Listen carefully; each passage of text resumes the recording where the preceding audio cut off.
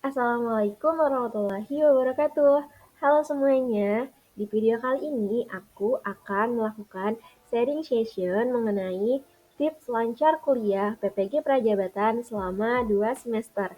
Nah, buat kalian maba PPG Prajabatan wajib banget nih dengerin video ini sampai selesai ya. Oke, di video kali ini aku akan memberikan sedikit nasihat untuk kalian mahasiswa baru PPG Prajabatan, tetapi di sini aku tidak bermaksud untuk menggurui, aku hanya ingin berbagi pengalaman yang aku rasakan selama mengikuti perkuliahan PPG Prajabatan. Nah, hal ini bertujuan agar kalian lebih bisa mempersiapkan diri ketika akan memulai untuk perkuliahan PPG Prajabatan. Jadi silakan disimak videonya sampai akhir ya. Nah, di poin yang pertama, ketika kalian memilih untuk menjadi bagian dari PPG Prajabatan, maka kalian harus menerima segala konsekuensi atas pilihan kalian tersebut. Salah satunya adalah ketika kamu harus keluar kota untuk berkuliah karena kampus ataupun LPTK yang kamu pilih itu jauh dari domisili. Nah, kebanyakan aku suka baca di TikTok gitu ya, kebanyakan ada beberapa orang yang akhirnya harus membatalkan ataupun mengundurkan diri karena faktor LPTK yang jauh atau mungkin karena baru melahirkan dan lain sebagainya. Nah, menurut aku jangan sampai karena masalah jarak ataupun masalah keluarga atau bahkan mungkin masalah biaya sehingga membuat kamu itu harus mengundurkan diri sebagai mahasiswa PPG. Padahal menurut aku dari awal kamu mendaftar PPG Prajabatan, kamu itu harus sudah mengetahui kira-kira konsekuensi apa yang diterima apabila kamu lolos PPG Prajabatan. Nah, salah satu konsekuensi yang pernah aku ambil ketika aku daftar PPG Prajabatan, pada saat itu aku sedang menjadi salah satu guru honorer di sekolah swasta. Nah, awalnya memang aku tuh ikut PPG Prajabatan ya coba-coba ya karena aku penasaran gitu. Dan ternyata hasil coba-coba itu membuat aku lolos menjadi maba PPG. Akhirnya konsekuensi yang harus aku terima adalah aku harus resign dari tempat kerja aku. Dan ya tentunya masalah biaya kemudian muncul karena LPTK tempat aku berkuliah itu lumayan jauh dari domisili aku, tetapi dengan berbagai usaha dan dukungan orang tua, aku tidak sampai mengundurkan diri menjadi mahasiswa PPG Prajabatan. Jadi ingat ya, di awal kalian mendaftar menjadi mahasiswa PPG Prajabatan, kalian harus mendata ataupun membuat list kira-kira konsekuensi apa yang akan muncul ketika kalian berhasil lolos sebagai mahasiswa PPG Prajabatan. Oke, selanjutnya yang kedua, nah ketika kamu mengetahui bahwa kamu lolos sebagai mahasiswa PPG Prajabatan, tentunya kamu akan merasa sangat bahagia, sangat senang, sangat excited karena kamu tuh sudah berhasil bersaing dengan ribuan pendaftar lainnya. Nah, tapi ingat, setelah rasa bahagia itu muncul, maka akan timbul rasa tanggung jawab yang sangat besar untuk kalian mampu menempuh proses perkuliahan selama 2 semester. Jadi intinya ketika kalian berani memulai, maka kalian harus berani juga menyelesaikan atau selesaikanlah apapun yang telah kamu mulai. Jangan sampai kamu berhenti di tengah jalan. Jadi jangan sampai nih semangatnya ini hanya di awal saja ketika diterima lolos PPG Prajabatan, tetapi ketika kuliah semangat itu mulai mengendur ataupun semangatnya hilang. Jadi jangan sampai seperti itu ya.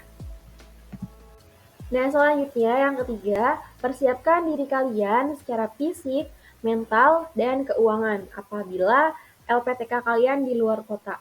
Nah, menurut aku ketiga hal ini tuh sangat-sangat penting untuk kalian persiapkan agar nantinya itu kalian mampu menjalani perkuliahan PPG yang sangat menguras energi. Jadi energi fisik terkuras, mental, apalagi keuangan. Nah, fisik kalian di sini tuh harus sehat dan kuat karena kalian ini akan sibuk mengerjakan tugas, sibuk mempersiapkan perangkat pembelajaran untuk mengajar di sekolah, dan sibuk membagi waktu antara keduanya.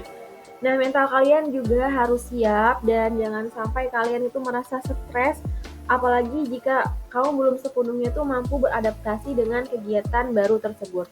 Nah, pengalaman aku di awal aku kuliah itu seminggu pertama aku tuh sangat-sangat stres karena aku kesulitan membagi waktu, aku kesulitan beradaptasi di lingkungan baru dan beradaptasi dengan kegiatan-kegiatan yang sedang aku mulai sebagai mahasiswa PPG Prajabatan.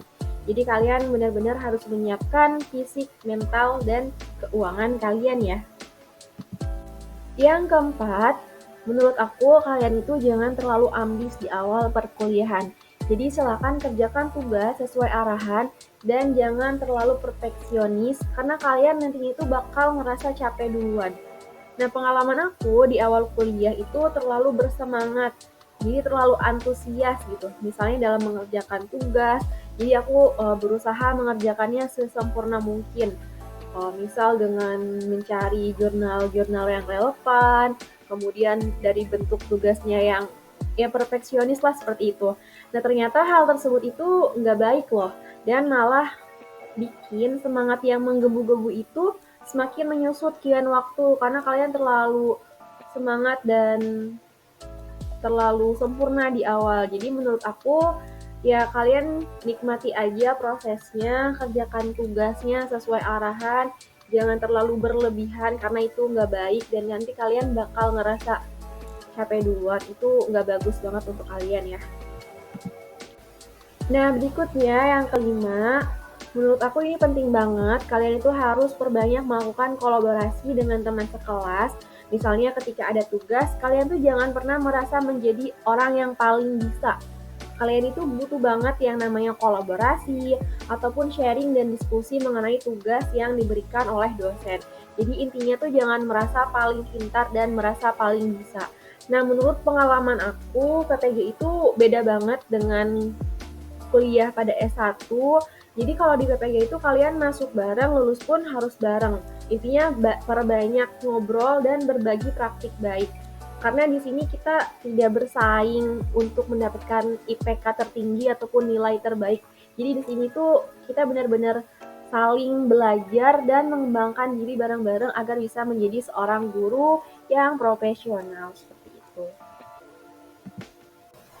Nah, selanjutnya yang keenam, ini pasti sering terjadi sih di antara mahasiswa PPG Prajabatan. Jadi misalnya di suatu hari nanti di tengah jalan kalian itu ngerasa capek, ngerasa pengen nyerah, entah itu karena tugas yang terlalu menumpuk ataupun lingkungan yang kurang baik. Nah, menurut aku kalian harus ingat lagi awal kalian ataupun tujuan kalian ikut PPG itu untuk apa. Jadi memang perasaan ingin nyerah dan capek itu pasti akan ada, cuma kalian harus ingat lagi tujuan kalian untuk PPG itu untuk apa. Nah, pengalamanku memang selama mengikuti perkuliahan PPG ini banyak hal yang bikin aku tuh hampir nyerah. Misalnya tugas yang sangat numpuk sehingga aku tuh merasa kesulitan gitu untuk memanage waktu aku. Kemudian terkadang lingkungan pertemanan juga ada yang bikin kita ngelus dada dan harus bersabar. Dan intinya kita tuh harus semangat dan jangan terlalu memikirkan hal-hal tersebut. Kita harus fokus tujuan awal kita ikut PPG Prajabatan itu untuk apa, seperti itu. Dan yang terakhir, kesimpulannya adalah semangat untuk kalian yang sedang berjuang menjadi mahasiswa PPG Prajabatan. Jangan mudah menyerah karena memang perjalanan ini nggak mudah, tetapi kalian harus yakin dan percaya bahwa setelah kalian mampu melewati semua hal ini, maka akan ada banyak hal indah yang sedang dipersiapkan untuk kalian.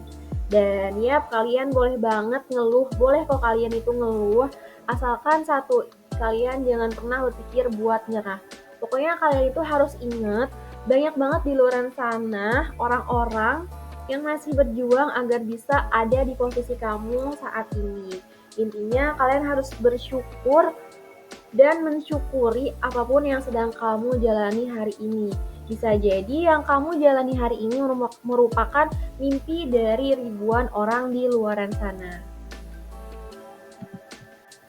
Nah, kita sudah berada di akhir video. Terima kasih untuk kalian yang sudah menonton videonya sampai selesai. Mungkin cukup sekian dan terima kasih. Wassalamualaikum warahmatullahi wabarakatuh.